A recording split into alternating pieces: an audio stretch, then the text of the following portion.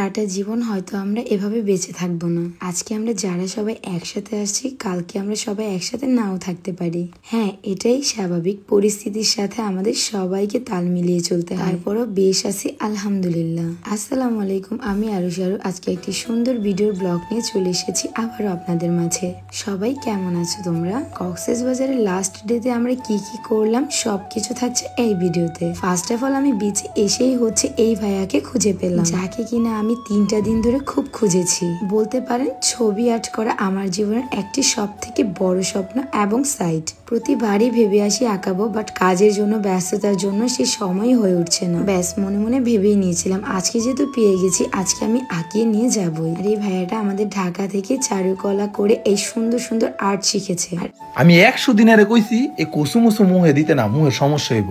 এই এটি কসুমসু না রে ভাই, এটা গ্লাস স্কিন পার্লনাইট ক্রিম। এই যে আমি কক্সবাজার গেছি, হ্যাঁ 3টা দিন টানা শুট করে রোদে পুড়ে আইছি। আর তাদের আমি ফটো দিছি কেমনে ভাই? কেমনে হইছো?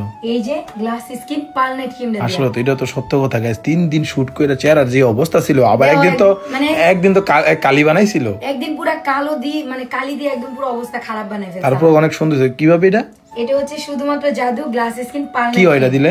এটা দিলে স্কিন ইনস্ট্যান্ট বাই 7 থেকে 10 দুধের মতো দুধ ধবধবে ফসে হয়ে যায়।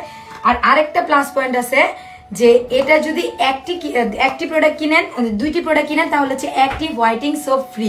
ভাবা যায়? তো দেরি না করে এখনই বিটেল কালেকশন পেজটি ভিজিট করে প্রোডাক্টগুলো অর্ডার দিয়ে নিয়ে নেন। আপনাদের সুবিধার জন্য তাদের পেজটি মেনশন করে দেবো।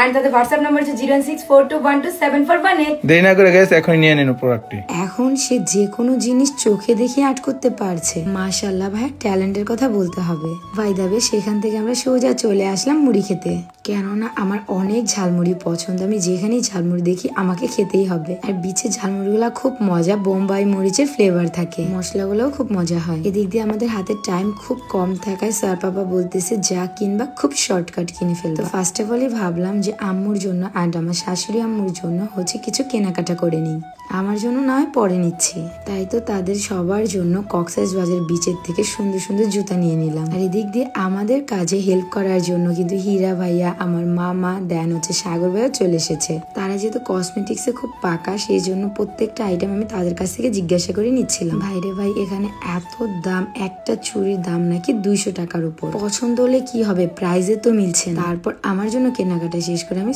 মামার জন্য কিছু কেনাকাটা শুরু করছি। যেহেতু মাম্মাকে নিয়ে আসেনি, খুব মিস করছি। এদিক দিয়ে তার জন্য কিছু যদি না নিয়ে যাই তাহলে একদম হস্তগোল লেগে যাবে। সো আর পাপা বাসার জন্য হচ্ছে আচার, চকলেট এগুলো নিচ্ছিল। যেহেতু হাতে সময় একদম কম, আমি তার সাথে টাইম স্পেন্ড না করে আমি কিন্তু সোজা চলে গেলাম আমার কেনাকাটা বাকিগুলো করতে। হুট করেই সামনে এসে দেখি মামার জুতো দুটো আভাই আমার খুব পছন্দ হয়ে গেল। মাশাআল্লাহ, এগুলো আমার মামাম করলে অনেক সুন্দর লাগবে। তো তার জন্য জুতো, দেন হচ্ছে দুটো আভায়া, চুড়ি, ব্যাসলেট, মাথার রাউন্ড ব্যান্ড, আরো বিভিন্ন কিছু নিয়ে নিলাম টুকটাক। আর এদিক দিয়ে এসে দেখি স্যার পাপা আমার জন্য এত সুন্দর একটি ব্যাগ চয়েস করে রেখেছে, যেটা কিনা বলতেছে তুমি নিয়ে নাও। ফাইনালি আমাদের কেনাকাটা শেষ হলো, অতঃপর বসে পেলাম চটপটি খেতে।